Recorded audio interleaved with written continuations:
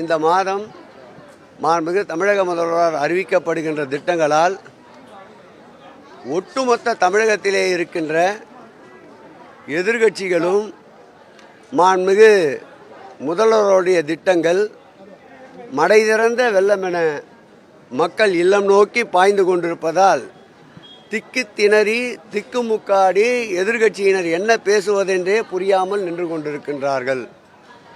ஒருபுறம் பார்த்தால் 20 லட்சம் மாணவ செல்வங்களுக்கு லேப்டாப், மறுபுறம் பார்த்தால் ஆசிரியர்களுக்குண்டான ஓய்வூதிய திட்டம், மறுபுறம் பார்த்தால் செவிலியர்களை தூண்டிவிட்டு போராட்டம் நடத்தலாம் என்று நினைத்தவர்களுடைய போராட்டத்தில் மண், மறுபுறம் பார்த்தால் 3000 ரூபாய் கரும்பு இனிப்பதற்கு, நல்ல முறையிலே சர்க்கரை பொங்கல் சாப்பிடுவதற்கு சர்க்கரை, அரிசி,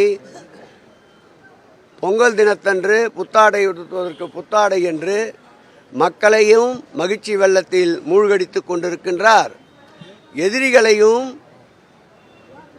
திணறடித்து கொண்டிருக்கின்ற ஒரே முதல்வர் திராவிட மாடல் முதல்வர், ஒன்றியத்திலே மாண்புமிகு தமிழக முதல்வர் என்றால் மிகையாகாது.